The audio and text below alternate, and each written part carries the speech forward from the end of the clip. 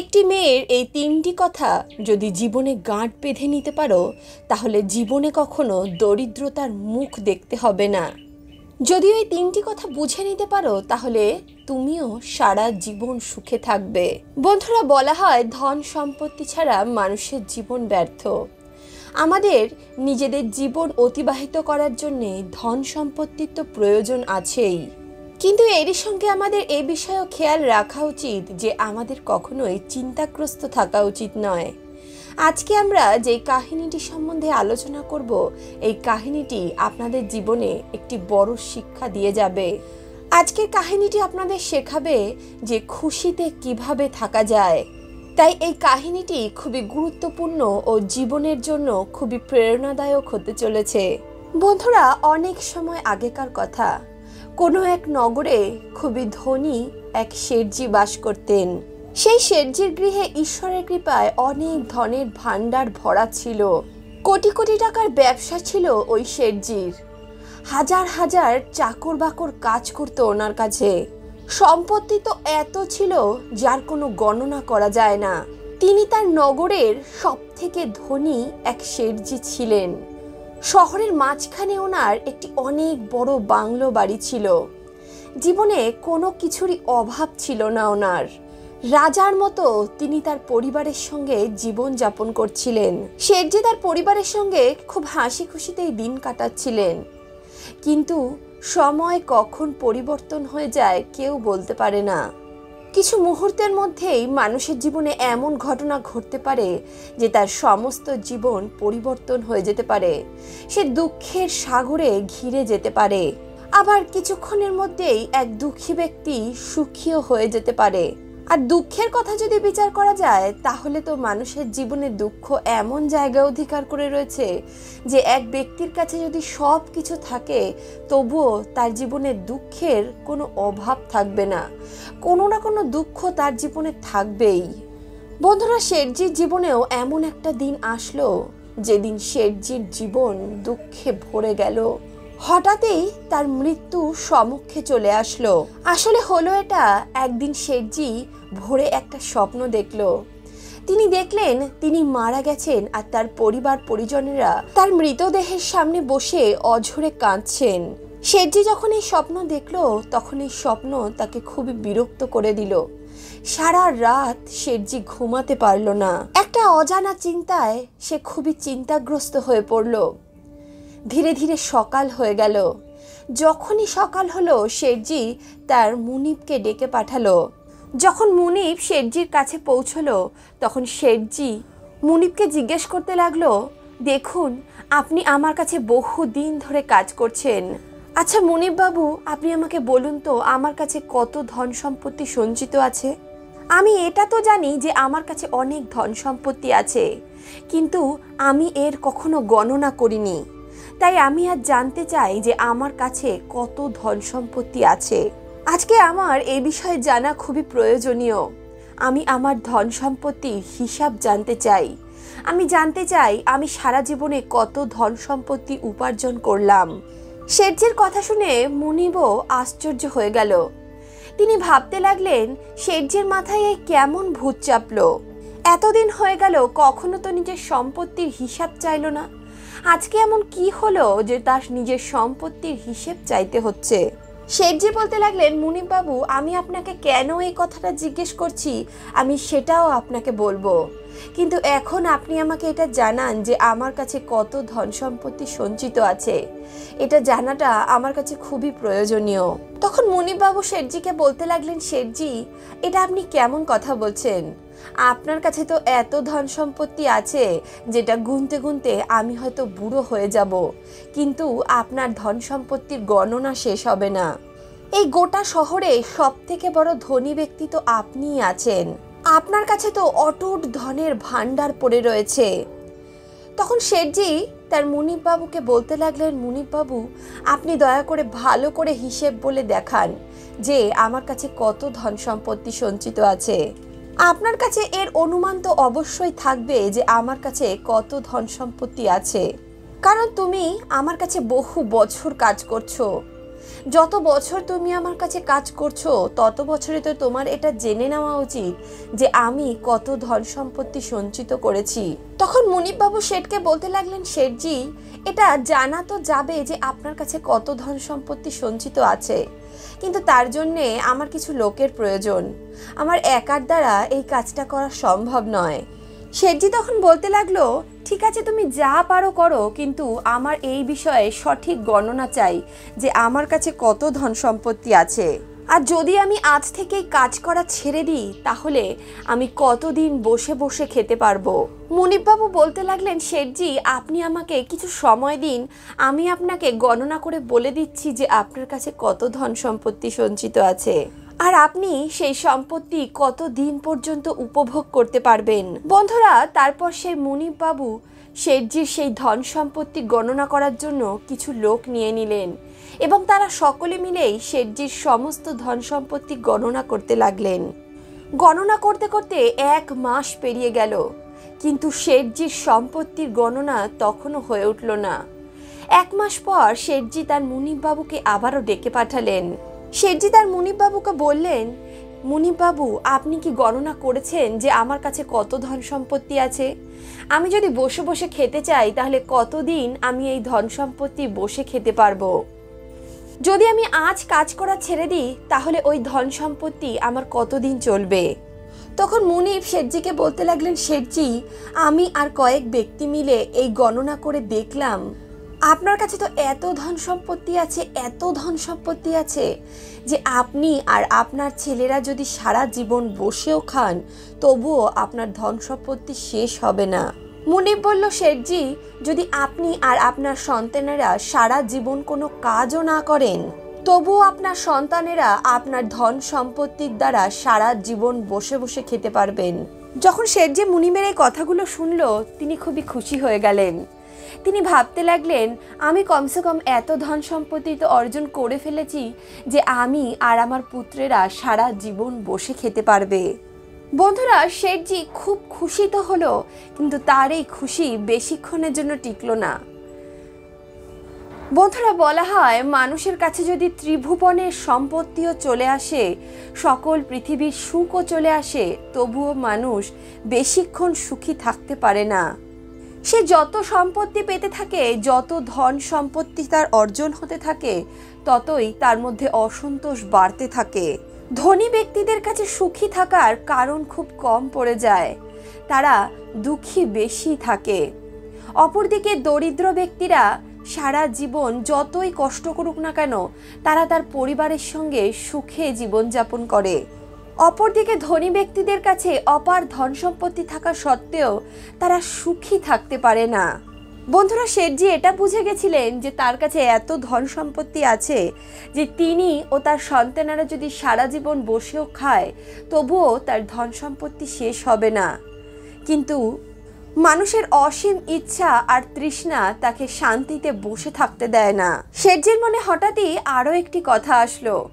তিনি ভাবতে লাগলেন, আমি আর আমার ছেলেরা তো এই ধন সম্পত্তি দিয়ে সারা জীবন বসে খেতে পারবো, কিন্তু আমার ছেলেপেলের যে সন্তানেরা হবে তারা কি করবে?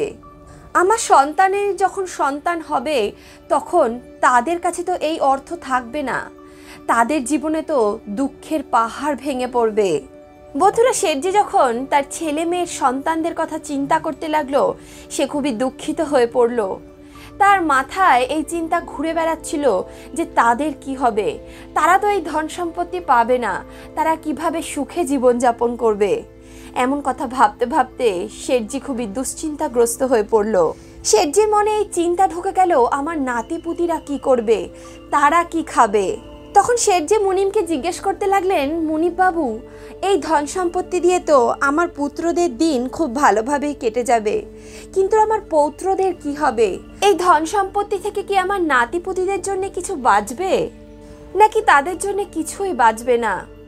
আমার এই ধন সম্পত্তি থেকে কি আমার নাতিপুতিরা কিছু অংশ পেতে পারে? শেঠজিকে এত দুঃখী দেখে তার মুনিব বলতে লাগলেন, শেঠজি, কেন দুঃখী হচ্ছেন? আপনি যা ধন সম্পত্তি অর্জন করেছেন তা দিয়ে আপনার এবং আপনার পুত্রদের জীবন আরামসে কেটে যাবে, এটা কি আপনার কাছে বড় জিনিস নয়? নাতিপুতির কথা এত কেন চিন্তা করছেন? যখন আপনার পুত্রদের সন্তান হবে তখন দেখা যাবে কোনো না কোনো জায়গা থেকে তারাও তাদের জন্য ধন সম্পত্তি ঠিক জোগাড় করে নেবে। মুনিবের এই কথা শুনে শেঠজি খুবই রেগে গেলেন। তিনি বলতে লাগলেন, মুনিব, আমি তোমাকে যা জিজ্ঞেস করছি তুমি শুধু ততটুকুর উত্তর দাও। তুমি আমাকে বলো, আমার এই ধন সম্পত্তি থেকে কি আমার নাতিপুতিরা কিছু পাবে? তারা কি তাদের জীবন ঠিকভাবে অতিবাহিত করতে পারবে? তখন মুনিবজি বলতে লাগলো, না শেঠজি, আপনার কাছে যে ধন সম্পত্তি রয়েছে তা দিয়ে আপনি আর আপনার ছেলেরা তো সারা জীবন বসে খেতে পারবে, কিন্তু আপনার নাতিপুতির জন্য এর থেকে কোনো ধন সম্পত্তি বাঁচবে না। মুনিবের এমন কথা শুনে শেঠজি খুবই উদাস হয়ে গেল। তিনি তার পৌত্রদের কথা শুনে খুবই দুঃখিত হতে লাগলেন। কিছুক্ষণ আগে যে শেঠজি তার পুত্রদের কথা ভেবে সুখী হচ্ছিলেন, তিনি এখন তার পৌত্রদের কথা ভেবে দুঃখের সাগরে ডুবে গেলেন। শেঠজি, যিনি সমস্ত নগরের সব থেকে ধনী শেঠজি ছিলেন, তিনি তার পৌত্রদের সম্বন্ধে চিন্তা করে অত্যন্ত দুঃখী হতে থাকলেন। সেই ধনী শেঠজি নিজেকে নিমেষের মধ্যেই দরিদ্র ভাবতে শুরু করলেন। বন্ধুরা, শেঠজির একটা চিন্তাধারা তাকে খুব ধনী থেকে খুব দরিদ্র ব্যক্তিতে পরিণত করলো। এমনভাবে চিন্তা করতে করতে শেঠজি খুবই অসুস্থ হয়ে পড়ল। এমনিতেও শেঠজির খুব বয়স হয়ে গেছিল, আর এই বয়সে এত চিন্তা করা শরীরের পক্ষে তো একদমই ভালো নয়। বৃদ্ধ বয়সে এমনিও শরীর কাজ করে না, তার উপরে তার মন যদি ভারাক্রান্ত হয় তাহলে তার শরীর আরো বেশি খারাপ হতে থাকে। বন্ধুরা, ওই শেঠজি তার তৃতীয় পুরুষ নিয়ে খুবই দুশ্চিন্তায় থাকতে শুরু করলো। তিনি ভাবতে লাগলেন, আমার তৃতীয় প্রজন্ম কি করে থাকবে, কি খাবে, কি পরবে। তিনি ভাবতে লাগলেন, আমি সারা জীবনে এতটা ধন অর্জন করতে পারলাম না যে আমার পৌত্ররা সেটা বসে বসে খেতে পারবে। আমি কি করলাম সারা জীবন। বন্ধুরা, বলা হয় চিতা তো মানুষকে মৃত্যুর পর জ্বালায়, কিন্তু চিন্তা মানুষকে জীবিত অবস্থাতেই প্রতিনিয়ত জ্বালিয়ে চলেছে। যখন শেঠজির মনে এই চিন্তা ঘর করে নিতে থাকলো, তখন তিনি খুবই অসুস্থ বোধ করতে লাগলেন। শেঠজির স্ত্রী এবং তার পুত্রেরা শেঠজিকে অনেক বড় বড় ডাক্তার, অনেক বড় বড় বৈদ্যকে দেখালো, কিন্তু কারোর ওষুধই শেঠজির কোনো কাজই করছিল না। শেঠজির অবস্থা দিন দিন খারাপই হয়ে যাচ্ছিল। বৈদ্য আর ডাক্তারেরা হাত উঁচু করে দিল। শেঠজির যে অসুস্থতা ছিল সেটা ডাক্তার ধরতে পারছিল না। বন্ধুরা, শেঠজির যদি কোনো অসুস্থতা থাকতো তাহলে তো ডাক্তার তা ধরতে পারত, কিন্তু শেঠজির তো কোনো অসুস্থতাই ছিল না। তিনি তো মনের রোগে ভুগছিলেন। তিনি তো তার তৃতীয় প্রজন্ম সম্বন্ধে চিন্তিত ছিলেন, আর এর চিকিৎসা কোনো ডাক্তার বৈদ্যের কাছে ছিল না। শেঠজির সমস্ত আত্মীয় স্বজনরা ওনাকে একে একে দেখতে আসতে শুরু করলেন। তারা সকলেই এটা ভাবতে শুরু করেছিলেন যে শেঠজি আর বেশি দিন বাঁচবেন না। দেখবেন, যখন পরিবারে কেউ অসুস্থ হয় তখন আত্মীয় স্বজনরা তাকে দেখতে আসেন। সমস্ত শহরে এই খবর ছড়িয়ে গিয়েছিল যে শেঠজি খুব গভীরভাবে অসুস্থ হয়ে পড়েছেন। কোনো ডাক্তার বৈদ্য তার চিকিৎসা করতে পারছে না। শেঠজির সমস্ত আত্মীয় স্বজনরা যখন তাকে দেখতে আসতে শুরু করলেন, তখন তাদের মধ্যে শেঠজির ছোটবেলার এক বন্ধুও ছিলেন। তিনি যখন শেঠজিকে দেখলেন, তিনি বুঝে গেলেন শেঠজির তো কোনো রোগই নেই, তিনি তো মনের রোগে ভুগছেন। শেঠজির বন্ধু তখন তাকে জিজ্ঞেস করতে লাগলেন, মিত্র, তোমার এমন কি রোগ হলো যে ডাক্তাররাও সেটা ধরতে পারছে না? শেঠজির হাবভাব দেখে তার মিত্র এটা স্পষ্টই বুঝে গেছিল যে শেঠজি এমন বিষয় নিয়ে চিন্তা করছে যে বিষয় নিয়ে চিন্তা করাকে আমরা অবান্তর চিন্তা বলে থাকি। তিনি এটা বুঝে গেলেন শেঠজি মানসিক রোগে ভুগছেন, আর মানসিক রোগের চিকিৎসা কোনো ডাক্তারের কাছে হয় না। এর চিকিৎসা তো করতে পারে কোনো সাধু সন্ত মহারাজেরা। যে অসুস্থতা মানুষ তার মাথায় নিয়ে ঘুরে বেড়ায় সেটা কোনো উপদেশকারী ঠিক করতে পারে। বন্ধুরা, মানসিক রোগের চিকিৎসার জন্য আমরা এখন কাউন্সিলিং করি, কিন্তু আগেকার দিনে মানসিক রোগের চিকিৎসা করত সন্ত মহারাজেরা। তাদের অনুপ্রেরণামূলক বাণী মানুষের মানসিক সমস্যার সমাধান করে দিত। তখন শেঠজির সেই মিত্র শেঠজিকে বলতে লাগলো, মিত্র, আমাদের শহরেই এক খুব বড় সন্ত মহারাজ এসেছেন, আমার মনে হয় তোমার ওনার সঙ্গে গিয়ে সাক্ষাৎ করা উচিত। আমি শুনেছি উনি খুবই সিদ্ধ পুরুষ। হতে পারে তিনি তোমার এই সমস্যার সমাধান করতে পারেন। তখন শেঠজি বলতে লাগলো, বন্ধু, আমি এত বড় বড় ডাক্তার দেখালাম, এত বড় বড় বৈদ্য দেখালাম, কেউই আমার অসুস্থতা ঠিক করতে পারলো না। সামান্য এক সন্ত মহারাজ আমার অসুস্থতা কিভাবে ঠিক করবেন? তখন শেঠজির মিত্র শেঠজিকে বলতে লাগলো, দেখো বন্ধু, তুমি এত ডাক্তার দেখিয়েছো, এত বৈদ্য দেখিয়েছো, সেখানে তো তোমার অর্থ খরচ হয়েছে, কিন্তু সন্ত মহারাজের কাছে গিয়ে তো তোমার অর্থ খরচ হবে না। তোমার ওনাকে দেখাতে অসুবিধা কি আছে? আমার মতে তুমি ওনার সঙ্গে একবার সাক্ষাৎ করো। আমি শুনেছি তিনি খুবই সিদ্ধ পুরুষ, তিনি অনেকের সমস্যার অনেক সমাধান করেছেন। তখন শেঠজি বলতে লাগলো, ঠিক আছে মিত্র, তোমার কথা মতো আমি অবশ্যই কাল সকালেই সেই সন্ত মহারাজের কাছে যাব।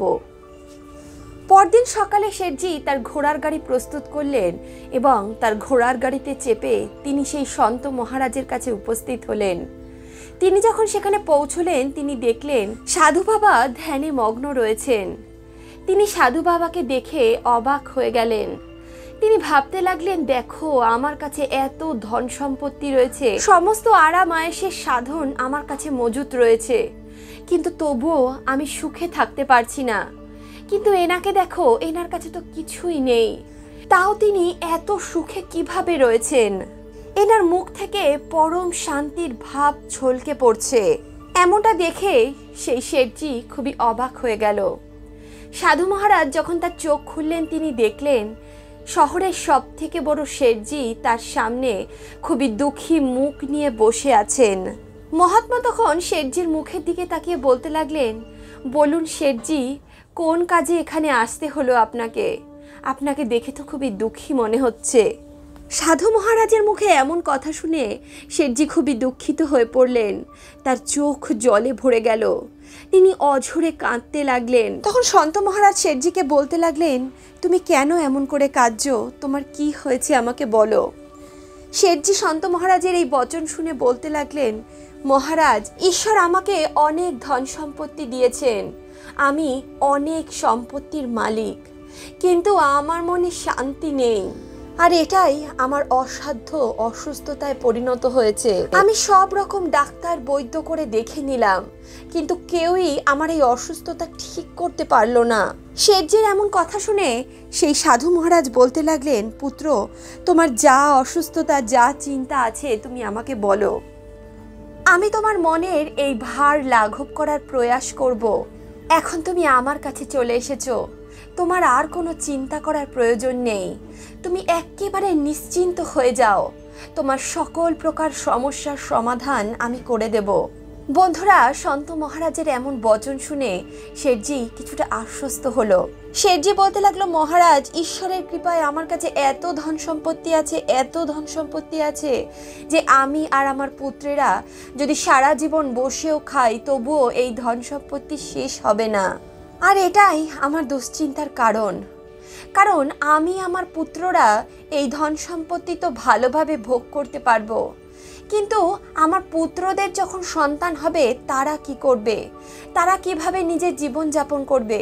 তাদের কাছে তো এই অর্থ থাকবে না, তারা তো দরিদ্র হয়ে যাবে, তাদের জন্য তো এই ধন সম্পত্তির কিছুই বাঁচবে না, তাদের জন্য তো আমি কিছুই করতে পারিনি। আর এখন তো আমি বৃদ্ধ হয়ে গেছি, জানি না কখন মৃত্যু আমাকে ডাক দিয়ে দেয়। আমি যখন আমার ধন সম্পত্তির গণনা করলাম, আমি এটা জানতে পারলাম এই ধন সম্পত্তি আমার দুই পুরুষেরই কাজে লাগবে, কিন্তু আমার তৃতীয় পুরুষ, আমার তৃতীয় প্রজন্ম কিভাবে চলবে? আমি এখন কি করব আমি জানি না। আমার তৃতীয় প্রজন্ম কিভাবে খাবে, কি পড়বে আমি তাও জানি না। এই ব্যাপারেই চিন্তা করে আমি আরও বেশি অসুস্থ হয়ে চলেছি। আমি চাই আমার তৃতীয় প্রজন্ম অর্থাৎ আমার নাতিপুতির জন্য কোনো ধন সম্পত্তি অর্জন করে রাখতে, কিন্তু আমি তো এখন বৃদ্ধ হয়ে গেছি, এই কাজ করা আমার পক্ষে সম্ভব হচ্ছে না। শেঠজি তখন সেই মহাত্মা ব্যক্তিকে বলতে লাগলো, সাধু বাবা, যদি তোমার কাছে আমার এই সমস্যার কিছু সমাধান থাকে তাহলে তুমি আমাকে বলে দাও। আমি এমন কি করব যে আমার তৃতীয় প্রজন্ম আরামসে বসে খেতে পারবে? সাধু মহারাজ যখন শেঠজির এই মূর্খতাপূর্ণ কথা শুনলো, সে খুবই অবাক হয়ে গেল। সে মনে মনে ভাবতে লাগলো, মানুষ তো আজ খেয়ে কালকে চিন্তা করে, আর এই শেঠজি তার তৃতীয় প্রজন্মের কথা ভাবছে, যারা এখনো পৃথিবীতে আসেইনি। এমন অবোধ ব্যক্তি তো আমি আমার জীবনে প্রথমবার দেখলাম। মহাত্মা ভাবতে লাগলেন, এই শেঠজি এটা জানেন যে ইনি এই নগরের সব থেকে ধনী এক শেঠ, এবং এনার কাছে যা ধন সম্পত্তি আছে তা ইনি এবং এনার পুত্রেরা সারা জীবন আরামসে বসে খেতে পারবেন। তবুও ইনি এই কথাটা নিয়ে দুঃখী হচ্ছেন যেটা এখনো এই পৃথিবীতে ঘটেইনি। সে সাধু বাবা ভাবতে লাগলেন, শেঠজি এতটাই পাগল হয়ে গেছে যে আমি যদি এনাকে কোনো উপদেশ দিই, ইনি এই উপদেশ গ্রহণ করবেন না। এনাকে কোনো উদাহরণ দিয়েই বোঝাতে হবে।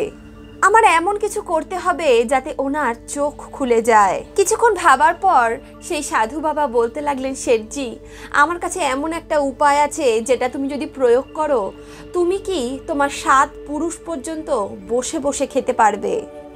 মহাত্মার কথা শুনে শেঠজির মন খুশিতে ভরে গেল। সে যেন কিছুক্ষণের মধ্যেই নিজের অন্তরে একটা আলাদা রকমের শক্তি অনুভব করতে লাগলো।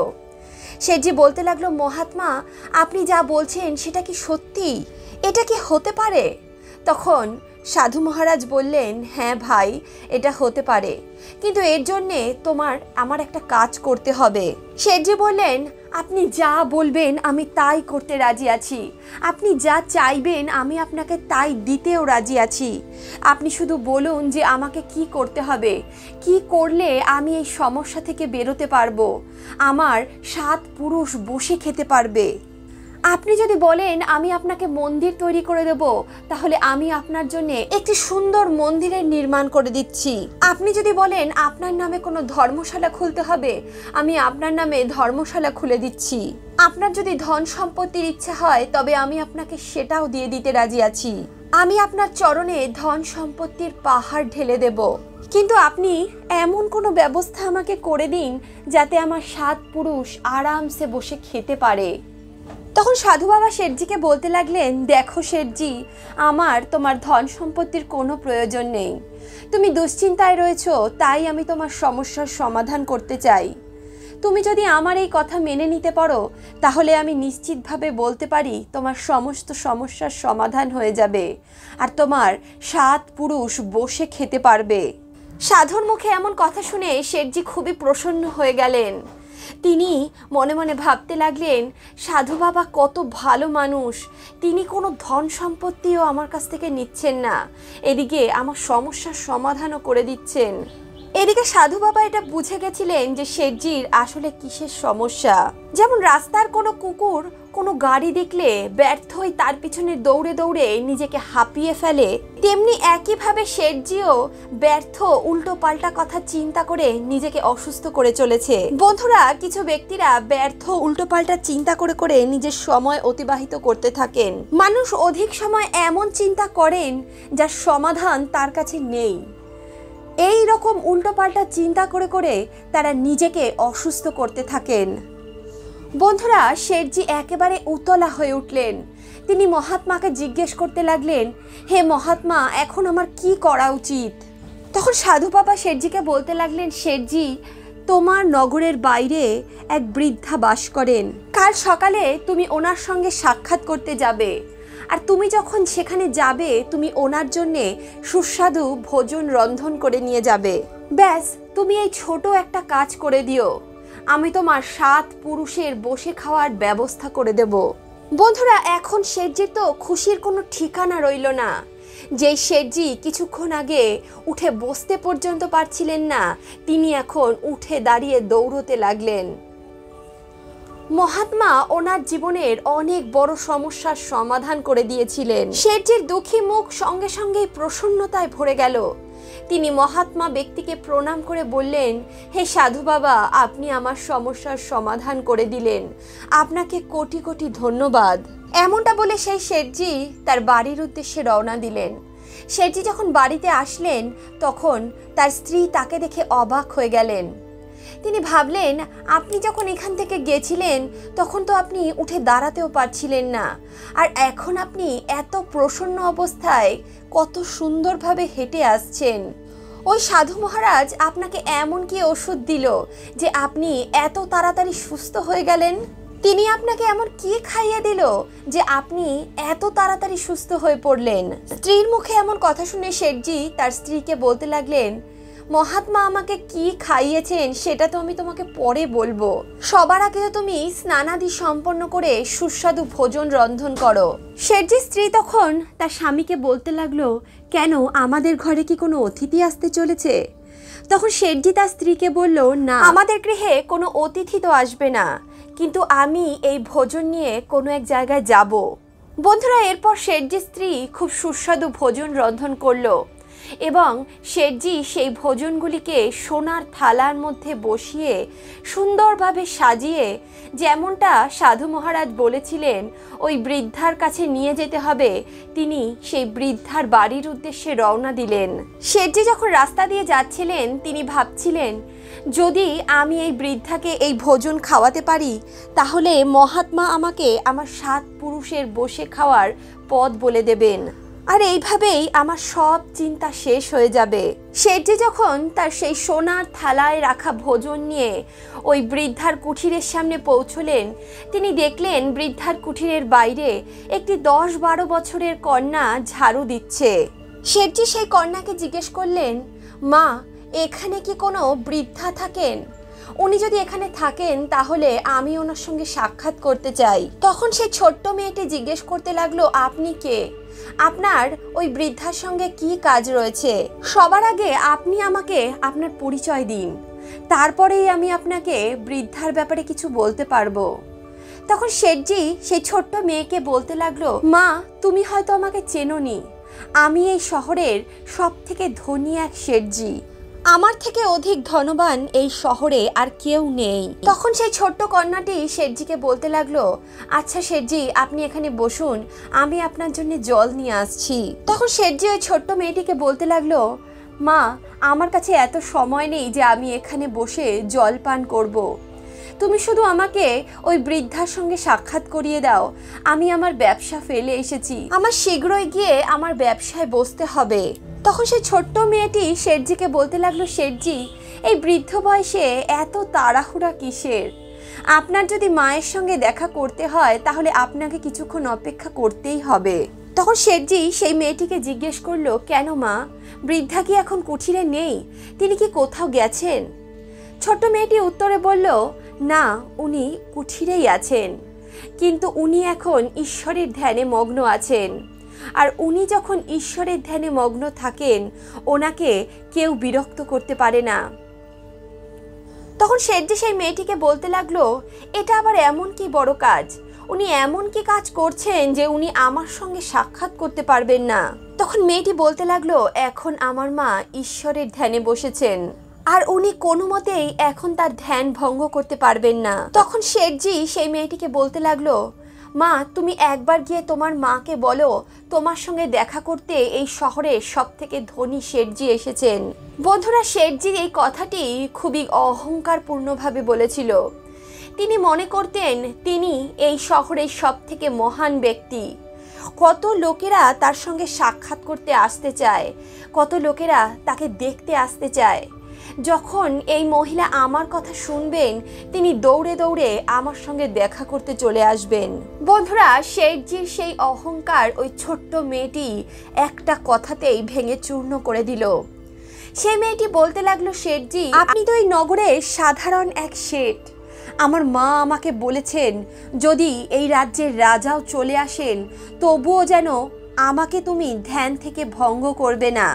বন্ধুরা, শেঠজির কাছে আর কোনো উপায় রইল না, তাই তিনি সেই বৃদ্ধার কুঠিরের পাশে চুপ করে বসে গেলেন।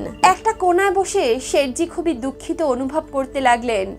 তিনি ভাবতে লাগলেন, যার সঙ্গে দেখা করতে শহরের বড় বড় ব্যক্তিরাও লাইন লাগিয়ে দাঁড়িয়ে থাকেন, আজকে সে একজন বৃদ্ধার কুঠিরের সামনে বসে আছে তার সঙ্গে দেখা করার জন্য।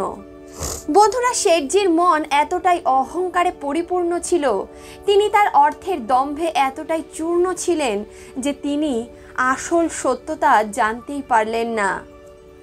বলা হয় মানুষের নিজের পা সবসময় মাটিতে ঠেকিয়ে রাখা উচিত। আকাশে উড়লে যখন তখন মানুষে আকাশ থেকে সজোরে নিচে পড়তে পারে। শেঠজির অহংকারও ঠিক এমনভাবেই চূর্ণ হয়ে গেল একটা ছোট্ট 10 বছরের মেয়ের কাছে। শেঠজির মনে ওই বৃদ্ধার সম্বন্ধে খুবই আক্রোশ জন্মাতে থাকলো। তিনি ওই বৃদ্ধার উপরে খুবই ক্রুদ্ধ হতে থাকলেন। একবার তিনি ভাবলেন আমি এখান থেকে উঠে চলে যাই, কিন্তু পরক্ষণেই তার মনে পড়ে গেল সেই সাধু বাবার কথা। সাধু বাবা তো শেঠজিকে বলেছিলেন তুমি যদি ওই বৃদ্ধাকে ভোজন করাতে পারো তবে আমি তোমাকে তোমার 7 পুরুষ বসে খাওয়ার মন্ত্র বলবো। এমনটা ভেবেই শেঠজি নিজের মনকে সান্ত্বনা দিয়ে বলল, ঠিক আছে, কোনো ব্যাপার না, কিছুক্ষণ বসে যাই। এমনটা বসে বসেই তার 4 ঘন্টা পেরিয়ে গেল। তখন শেঠজি আস্তে আস্তে বিরক্ত হতে থাকলেন। তিনি সেই ছোট্ট মেয়েটিকে ডেকে বললেন, আচ্ছা মা, এখন তো অনেক সময় হয়ে গেছে, এখনো কি তোমার মায়ের ভজন সম্পন্ন হলো না? তিনি কি এখনো ঈশ্বরের ধ্যানই করে যাচ্ছেন? একটু ঘরে গিয়ে দেখো তো তোমার মা এখন কি করছেন। যদি তিনি চলে আসতেন তাহলে আমি ওনার সঙ্গে সাক্ষাৎ করে বাড়ি ফিরতে পারতাম। তারপর শেঠজি সেই ছোট্ট মেয়েটিকে জিজ্ঞেস করলেন, আচ্ছা তোমার মা কতক্ষণ অবধি ঈশ্বরের ধ্যান করেন? তখন সেই ছোট্ট মেয়েটি শেঠজিকে বলতে লাগলো, শেঠজি, আমার মা কতক্ষণ ঈশ্বরের ভজন করেন সেটা তো আমি বলতে পারবো না, কারণ তিনি ঘড়ি দেখে ঈশ্বরের নাম করেন না। আমার মায়ের ভজন করার কোনো নির্দিষ্ট সময় নেই। তিনি যতক্ষণ ঈশ্বরের প্রতি নিজের মন লাগিয়ে রাখেন, যতক্ষণ তার ঈশ্বরের প্রতি ধ্যানে মগ্ন থাকার ইচ্ছা হয়, তিনি ততক্ষণই ভজন করেন। কখনো তো ওনার ভজন খুব তাড়াতাড়ি সমাপ্ত হয়ে যায়, আবার কখনো তিনি সারা দিন কাটিয়ে দেন ঈশ্বরের নাম করতে। এরই কারণে আমি আপনাকে ঠিকভাবে বলতে পারবো না যে আমার মা কখন ভজনের থেকে উঠে আসবেন। মেয়েটির মুখে শেঠজি এমন কথা শুনে তিনি আরো বেশি অবাক হয়ে গেলেন। তিনি আরো বেশি অধৈর্য হয়ে পড়লেন। তিনি মনে মনে ভাবতে লাগলেন, যদি আমি এই বৃদ্ধার জন্য এখানে বসে অপেক্ষা করতে থাকি তাহলে আমার কাম কাজ তো আজকে সব শেষ হয়ে যাবে। শেঠজির ওই মহাত্মা ব্যক্তির উপর খুবই রাগ হতে থাকলো। তিনি মনে মনে ভাবতে লাগলেন, এই মহাত্মা আমাকে কোন জায়গায় ফাঁসিয়ে দিল। এই বুড়ির চক্করে তো আমার সমস্ত কাম ধান্দাই আজকে চৌপট হয়ে যাচ্ছে। তখন মেয়েটি শেঠজিকে বলতে লাগলো, শেঠজি, আপনার যদি এতই তাড়া থাকে তাহলে আপনি আজকে চলে যান, অন্য কোনো দিন আসবেন। শেঠজি তখন আরো বেশি দুশ্চিন্তায় পড়ে গেলেন। তিনি ভাবতে লাগলেন, এখন আমি কি করব? যদি আমি এই বৃদ্ধার অপেক্ষা করি তাহলে তো আজকে আমার কাজবাজ সব শেষ হয়ে যাবে। আজকে আমি কোনো ধন সম্পত্তি উপার্জন করতে পারবো না। আর যদি আমি আমার ধন সম্পত্তি উপার্জন করতে চলে যাই তাহলে মহাত্মা আমাকে এই উপদেশ দেবেন না যে আমি আমার 7 পুরুষ কিভাবে বসে খেতে পারি। কারণ মহাত্মা তো আমাকে বলেছেন আমি যদি এই বৃদ্ধাকে ভোজন করাতে পারি তবেই তিনি আমাকে আমার 7 পুরুষ বসে খাওয়ার উপায় বলবেন। ঠিক তখনই শেঠজির মাথায় একটা বুদ্ধি এলো। তিনি ভাবলেন, আমি কেন না এই ছোট্ট মেয়েটিকেই ভোজনের থালাটা দিয়ে যাই। যখন বুড়ো মার ধ্যান ভঙ্গ হবে তখন তিনি ভোজন করে নেবেন। এমনটা করলে আমার কাজেরও ক্ষতি হবে না, আর যেই কাজ সাধু মহারাজ আমাকে দিয়েছেন সেই কাজটাও পূরণ হয়ে যাবে। এমনটা ভেবে শেঠজি ওই ছোট্ট মেয়েটিকে বলতে লাগলেন, মা, আমি তোমার মায়ের জন্য ভোজন এনেছি সোনার থালায় করে। যখন তোমার মা ধ্যান ভেঙে যাবে তখন তুমি ওনাকে এই থালাটি দিয়ে দিও, উনি যেন এই ভোজনটি গ্রহণ করেন। আর তুমি তোমার মাকে এটাও বলবে এই ভোজন তোমাকে শহরের সবথেকে ধনী শেঠজি দিয়ে গেছেন। বন্ধুরা, যখন সেই মেয়েটি শেঠজির এই কথা শুনলো তখন সেই মেয়েটি শেঠজিকে বলতে লাগলো, শেঠজি, আমাকে ক্ষমা করবেন, আমি আপনার দেওয়া এই ভোজন গ্রহণ করতে পারবো না। মেয়েটির এমন স্পষ্টভাবে না করে দেওয়াতে শেঠজি অবাক হয়ে গেলেন। তিনি বলতে লাগলেন, কেন, এমন কি আছে এই ভোজনে যে তুমি এই ভোজন গ্রহণ করতে পারবে না? তখন মেয়েটি উত্তরে বলতে লাগলো, শেঠজি, আপনার ভোজনে কোনো সমস্যা নেই, কিন্তু কিছুক্ষণ আগে একজন আমার ও আমার মায়ের জন্য ভোজন দিয়ে গেছেন। আর আমার মায়ের একটাই নিয়ম, আমরা সারা দিনে একবারই কারোর কাছ থেকে ভোজন গ্রহণ করি। শেঠজি খুবই অবাক হয়ে গেলেন। তিনি ওই মেয়েটিকে জিজ্ঞেস করতে লাগলেন, এমন কি ছিল ওই ভোজনে যে তুমি আমার দ্বারা আনা এই সুস্বাদু ভোজনকে মানা করে দিচ্ছ? মেয়েটি বলতে লাগলো, শেঠজি, তিনি এমন কিছু তো দিয়ে যাননি, একটা কলা পাতার উপর করে ডাল আর ভাত দিয়ে গেছিলেন। কিন্তু আমাদের জন্য তো আজকের মতো ভোজন পর্যাপ্ত হয়ে গেছে, তাই আমি আপনার কাছ থেকে এই ভোজনের থালাটি নিতে পারবো না। মেয়েটির এমন কথা শুনে শেঠজি ভাবতে লাগলো এই মেয়েটি অবশ্যই পাগল। সে সোনার থালা আর কলার পাতার মধ্যে কোনো তফাৎ বুঝতে পারছে না। এ তো এটাও জানে না এক ধনী ব্যক্তির ঘরের ভোজন আর এক দরিদ্র ব্যক্তির ঘরের ভোজনের মধ্যে কতটা তফাৎ থাকে। শেঠজি বলতে লাগলো, তুমি ওই গরিবের ঘর থেকে আনা এই ভোজনকে ফেলে দাও, কারণ ডাল ভাত তো তুমি রোজই খেতে থাকো। আজকে তোমরা আমার ঘরের তৈরি সুস্বাদু ভোজন খেয়ে দেখো, দেখবে তোমার খুব তৃপ্তি হবে। শেঠজির কথার উত্তর দিয়ে সেই মেয়েটি বলতে লাগলো, শেঠজি আমি জানি আপনার ঘরের ভোজন হয়তো খুবই সুস্বাদু হবে, কিন্তু আমরা কখনো ভোজন নিজের স্বাদ মেটানোর জন্য করি না, আমরা ভোজন করি জীবিত থাকার জন্য। আমরা কোনো ভোজনের মধ্যে কোনো অন্তর দেখি না। পরমাত্মা আমাদেরকে যেমন দেন, যেমন রুক্ষ শুষ্ক খেতে দেন, যেমন ভালো খেতে দেন, আমরা তেমনই খুশি আছি। দ্বিতীয় কথা হলো, মানুষ তার মন যতই সুন্দর সুন্দর জিনিসে লাগাবে ততই তার মনে অসন্তোষ বাড়তে থাকবে, ততই ভোগ বিলাসে তার আসক্তি বাড়তে থাকবে। আমরা আমাদের ইন্দ্রিয়কে যেভাবে চালাই আমাদের ইন্দ্রিয় সেভাবেই চলে। যদি আমাদের জিভের সুস্বাদু ভোজন গ্রহণ করার অভ্যাস লেগে যায় তাহলে তার অভ্যাস খারাপ হয়ে যাবে। এর কারণে আপনি আপনার এই ভোজন নিয়ে যান, কারণ আজকের মতো আমাদের ভোজন পর্যাপ্ত হয়ে গেছে। আর রইল বাকি কালকের কথা, কালকের চিন্তা আমরা করি না। আমরা নিজের প্রতিটি মুহূর্তকে পরমাত্মার উপর ছেড়ে দিয়েছি। যে আমাদের আজ দিয়েছে সে আমাদের কালও দেবে। শেঠজি বলতে লাগলো, মা যদি কালকে কেউ ভোজন না দিয়ে যায় তাহলে কি হবে? কালকে তুমি কি করবে? তখন সেই ছোট্ট মেয়েটি শেঠজিকে বলতে লাগলো, শেঠজি আমার মা বলেছেন আমাদের কালকের চিন্তা কখনোই করা উচিত নয়। যে পরমেশ্বর আমাদের পেট দিয়েছেন তিনি এই পেটের ভোজনের ব্যবস্থাও করেছেন। যে ক্ষুধা বানিয়েছে সে ক্ষুধা নির্মাণ করারও পথ ঠিক বার করেছে। যে পিপাসা বানিয়েছে সে জল অবশ্যই বানিয়েছে। কালকের চিন্তা করে আমরা আমাদের আজ কেন নষ্ট করব? কালকে যা ঘটবে তা দেখা যাবে। কালকের চিন্তা করে আমরা আমাদের আজ তো নষ্ট করতে পারি না, আমরা আজ তো সুখে থাকতেই পারি। বন্ধুরা, বেশিরভাগ সময় আমরা কালকের চিন্তা করে আমাদের আজটাকেও নষ্ট করে দিই। আমরা যখন এই পৃথিবীতে প্রথম এসেছিলাম তখন কি আমরা আগের থেকে সবকিছু ব্যবস্থা করে রেখেছিলাম? আমি কি এটা পরিকল্পনা করে এসেছিলাম যে আমি যখন পৃথিবীতে যাব আমার এই জিনিসটার প্রয়োজন, আমার ওই জিনিসটার প্রয়োজন, আমি এত সুস্বাদু সুস্বাদু ভোজন গ্রহণ করব? এসব কি আমরা ভেবে রেখেছিলাম? কিন্তু তবুও আমরা যখন ছোট থাকি, যখন আমাদের নিজেদের করার কিচ্ছু থাকে না, তখনও আমরা ঠিক ভোজন পেয়ে যাই। আমরা যখন এই পৃথিবীতে এসেছিলাম তখন তো আমরা কোনো কর্ম করার পরিস্থিতিতে ছিলাম না, তখনও আমাদের ভোজনের ব্যবস্থা কেউ না কেউ করেছে, আমাদের মা বাবারাই করেছে।